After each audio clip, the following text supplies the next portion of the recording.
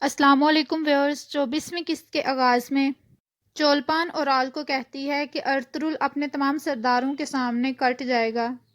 اورال کہتا ہے سب سے پہلا تمانچہ بابا اس کے منہ پر ماریں گے، اس کے بعد میں ماروں گا اور پھر ارطغرل کو دھول چاٹتے ہوئے دیکھوں گا۔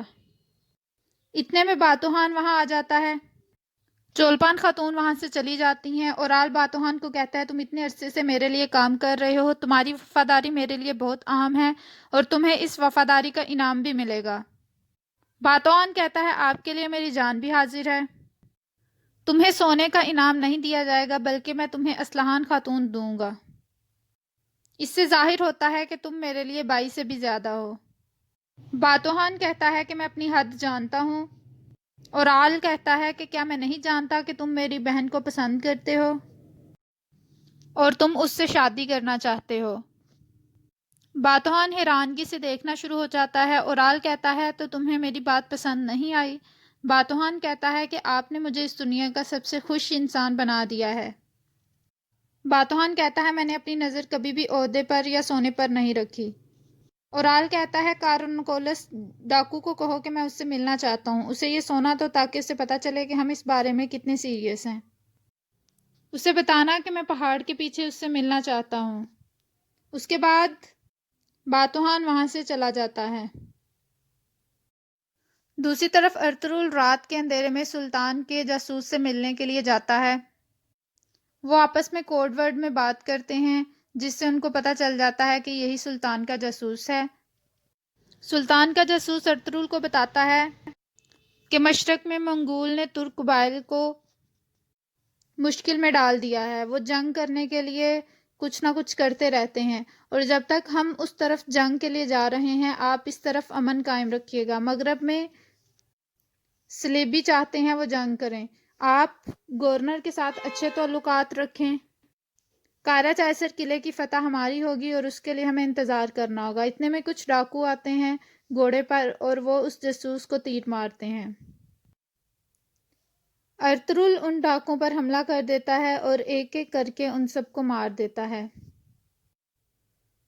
ان کو مارنے کے بعد ارطغرل اس جاسوس کے پاس جاتا ہے اور وہ کلمہ شہادت پڑھ کر فوت ہو جاتا ہے۔ دوسری طرف اورال اس ڈاکو سے ملنے کے لیے گیا ہوتا ہے۔ اورال ڈاکو کو بتاتا ہے کہ ہانلی بازار میں آنے والے تاجروں پر تم حملہ کرو گے۔ وہ ڈاکو کہتا ہے تم مجھے کام زیادہ بتا رہے ہو، سونے کے سکے کم دے رہے ہو۔ اورال کہتا ہے میں تمہیں ہر حملے کے بدلے 100 سونے کے سکے دوں گا اور جو لوٹا ہوا مال ہوگا وہ بھی تمہارا ہوگا۔ ڈاکو کہتا ہے تم مجھے 1000 سونے کے سکے کیوں نہیں دیتے؟ اس کے بدلے تمہیں ارطغرل کا سر نہیں چاہیے کیا؟ اورال کہتا ہے ارطغرل کا سر میں اپنے ہاتھ سے سر قلم کروں گا۔ ڈاکو اورال کے گلے پر خنجر رکھ دیتا ہے اور اسے کہتا ہے کہ یہ تم کیا کہہ رہے ہو؟ اورال کہتا ہے میں ٹھیک کہہ رہا ہوں، ارطغرل کا سر قلم میں خود کروں گا، تمہیں میں 5000 سونے کے سکے دوں گا، تم ارطغرل کا بازار کی طرف آنے والا تمام سامان تباہ کر دو گے اور ارطغرل پر ہانلی بازار کا سرایہ اس پر گرا دو گے تاکہ وہ تاجر اس سے مایوس ہو کر بازار میں اپنی دکانیں بند کر دیں۔ اس کے بعد میں تمہیں ایک کام اور سونپوں گا، ایک سونے کی کان ہے، تمہیں اس میں کام کرنا ہے لیکن وہاں تم حملہ کرو گے اور حاجہ توران کو نہیں مارو گے۔ میں چاہتا ہوں تم حاجہ توران کو جانے دو اور ارطغرل کے تمام سپاہیوں کو مار دو۔ ڈاکو ہنسنے لگ جاتا ہے، اسے لگتا ہے یہ سب مذاق ہے، سونے کی کوئی بھی کان یہاں پر نہیں ہے۔ اورال کہتا ہے تمہیں وقت آنے پر پتہ چل جائے گا اور پھر وہ پکا ہوا گوشت کھانے لگ جاتے ہیں۔ دوسری طرف ہانلی بازار کا سین شروع ہوتا ہے۔ ارطغرل نے تمام اوغوز سرداران کی دعوت رکھی ہوتی ہے جس کے لیے سرداران آنا شروع ہو جاتے ہیں۔ ارطغرل اور اس کے سپاہی بذات خود خوش آمدید کے لیے کھڑے ہوتے ہیں۔ ایک سپاہی کہتا ہے مجھے آپ کو یہاں پر دیکھ کر بہت خوشی ہوئی۔ وہ سردار بتاتا ہے کہ ہم آپ کی دعوت کے لیے بذات خود آئے ہیں اور ہمیں یہ دیکھ کر بہت خوشی ہوئی ہے کہ ہمارے مسلمان ترک قبیلوں نے اس سرزمین پر فتح حاصل کرنا شروع کر دی ہے۔ ارطغرل کہتا ہے اللہ تعالیٰ ہمیں اس مبارک جدوجہد میں کامیاب کرے۔ اس کے بعد باقی سرداران آتے ہیں۔ آرتوک صاحب ارطغرل کو بتاتے ہیں کہ جاندار صاحب نہیں آئے۔ ارطغرل کہتا ہے کہ آلیار اور اورال ضرور آئیں گے، جب تک وہ آ نہیں جاتے ہم اپنا جرگہ شروع نہیں کریں گے۔ ان کی آمد تک انتظار کرنا ہوگا، وہ جلد ہی پہنچنے والے ہوں گے۔ دوسری طرف اورال سعادتین کوپیک کے پاس پہنچتا ہے۔ سعادتین کوپیک کے سپاہی اورال سے ہتھیار لیتے ہیں۔ اورال سعادتین کے خیمے میں جاتا ہے اور اس کا ہاتھ چومنے لگتا ہے۔ وہ اپنا ہاتھ پیچھے کر لیتا ہے اور کہتا ہے کہ تمہیں اس ہاتھ کو چومنے کا مطلب پتہ ہے؟ میں تمہیں کہاں لے کے جانا چاہتا ہوں، تمہیں پتہ ہے یہ میرے ہاتھ میں کیا ہے؟ یہ سلطان علاء الدین نے ارطغرل کی کامیابیوں پر اس کے لیے بھیجا ہے۔ میں یہ چاہتا تھا کہ یہ سب کچھ تمہارے لیے ہو، لیکن تم نے اور سیمون نے آپس میں لڑنے کے علاوہ اور کچھ نہیں کیا۔ تم بیوقوفیاں کرنے کے علاوہ اور کچھ نہیں کر سکتے۔ ارطغرل اوپر اوپر جاتا جا رہا ہے۔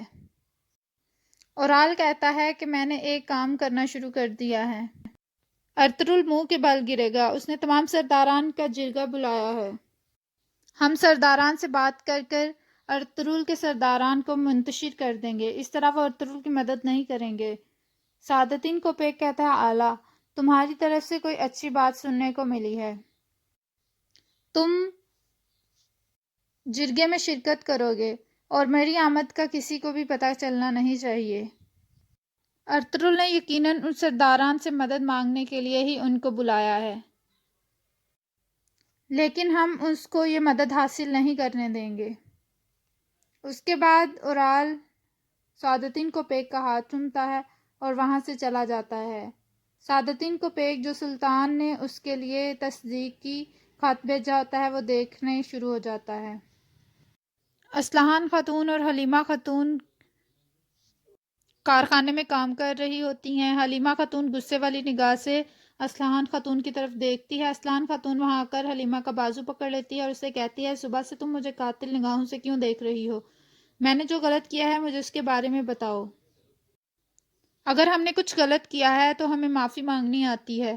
حلیمہ سلطان کہتی ہیں کہ ایک معافی مانگنے والی عورت کی نظر میں حیا ہونی چاہیے، لیکن تمہاری زبان تمہاری آنکھوں کا ساتھ نہیں دے رہی۔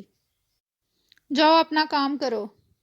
اصلاحان کہتی ہے تم نے مجھے بے حیا کہا، تمہیں اب مجھ سے معافی مانگنی پڑے گی۔ حلیمہ خاتون کہتی ہے میں تم سے معافی نہیں مانگوں گی، تم صرف میرے اور میرے شوہر سے دور رہو۔ میں جانتی ہوں تمہارے بابا کے ارادے کیا ہیں، لیکن میں جانتی ہوں تم کس طرح کی عورت ہو۔ اصلاحان خاتون غصے سے کہتی ہیں میں کس طرح کی عورت ہوں مجھے بتاؤ۔ حلیمہ کہتی ہے کہ تم ایک بے ایمان عورت ہو، تم سانپ کی طرح میرے قبیلے میں آئی اور میرے خیمے میں گھس گئی۔ اصلاحان ہاتھ اٹھانے لگتی ہے۔ حلیمہ اپنا خنجر نکال کر اصلاحان کے گلے پر رکھ دیتی ہے۔ حلیمہ کہتی ہے اگر آئندہ تم نے مجھ پر ہاتھ اٹھایا تو میں تمہارا گلا کاٹ دوں گی۔ ہر ایک کو اپنی حد کا پتہ ہونا چاہیے۔ اگر تمہیں یہاں کام کرنا ہے تو ایمانداری سے کرنا ہے، دوسری صورت میں تمہاری یہاں کوئی جگہ نہیں۔ بانو جھجک کہتی ہے حلیمہ سلطان مت کریں، ایسا مت کریں۔ حلیمہ خاتون اس کے گلے سے خنجر پیچھے کر لیتی ہے اور اصلاحان خاتون غصے سے ادھر سے ہٹ جاتی ہے۔ چولپان یہ سب کچھ دیکھ کر بہت خوش ہو رہی ہوتی ہے۔ اصلاحان کہتی ہے یہ دنیا تم پر تنگ ہو جائے گی، بہت تنگ۔ اس کے بعد وہ اپنے خیمے والے کمرے میں آ جاتی ہے اور اپنی غلام کو کہتی ہے یہاں سے دفع ہو جاؤ۔ اس کے بعد چولپان وہاں آ جاتی ہے۔ وہ کہتی ہے تم نے دیکھ لیا حلیمہ خاتون کس قدر بری عورت ہے، اس نے سب کے سامنے میری بے عزتی کی ہے۔ میں اسے بتاؤں گی بے عزتی کیا ہے، میں اسے برباد کر دوں گی۔ چولپان خاتون کہتی ہے کہ جاندار صاحب جانتے ہیں کہ ارطغرل کو کیسے چنے چبوانے ہیں۔ اصلاحان خاتون خنجر نکال لیتی ہے اور کہتی ہے کہ میں قسم کھاتی ہوں وہ میرے ہاتھوں سے مرے گی اور میں اسے اپنے ہاتھوں سے ہی ماروں گی، میں اسے برباد کر دوں گی۔ اصلاحان خاتون غصے سے پاگل ہو چکی ہوتی ہے۔ اس کے بعد وہ غصے سے اپنا خنجر سیبوں کے اوپر مار دیتی ہے۔ چولپان خاتون یہ سارا منظر دیکھ کر بہت خوش ہو رہی ہوتی ہے۔ دوسری طرف سرداران کا جرگہ سرائے میں منعقد ہونا شروع ہو گیا ہے۔ ارطغرل وہاں پر آتا ہے اور تمام سرداران کو خوش آمدید کہتا ہے۔ سرداران اٹھ کر ارطغرل کو خوش آمدید کہتے ہیں۔ اس کے بعد وہ ارطغرل کو مبارک دیتے ہیں حانلی بازار کی فتح کے لیے۔ ارطغرل ان کو کہتا ہے کہ میں نے آپ کو یہاں پر اس لیے اکٹھا کیا ہے تاکہ ہم اتحاد قائم کر سکیں، ان مقدس سرزمینوں میں ہم اپنے مقدس مقصد کے لیے راستے بنا سکیں۔ ارطغرل سرداران کو کہتا ہے کہ اگر ہم اتحاد کر لیں تو دشمن ہمارے لیے کچھ بھی نہیں کر سکتا، ہمارا وہ کچھ نہیں بگاڑ سکتا۔ ایک سردار کہتا ہے کہ آپ اتحاد کی بات کر رہے ہیں لیکن جابدار قبیلے کے سردار جاندار صاحب یہاں پر موجود نہیں ہیں۔ ارطغرل کہتا ہے کہ میں نے ان کو خود دعوت بھیجی تھی۔ اورال کہتا ہے کہ قبیلے میں اہم کام کی وجہ سے میرے بابا یہاں تشریف نہیں لا سکے، لیکن انہوں نے ہم اپنے دونوں بیٹوں کو یہاں پر بھیج دیا ہے۔ یہاں یہی سب باتیں ہو رہی ہوتی ہیں اور اس قسط کا اختتام ہوتا ہے۔ ویڈیو پسند آئے تو لائک کریے گا، کمنٹ کر کے بتائے گا کیسی لگی ایپیسوڈ۔ Thank you.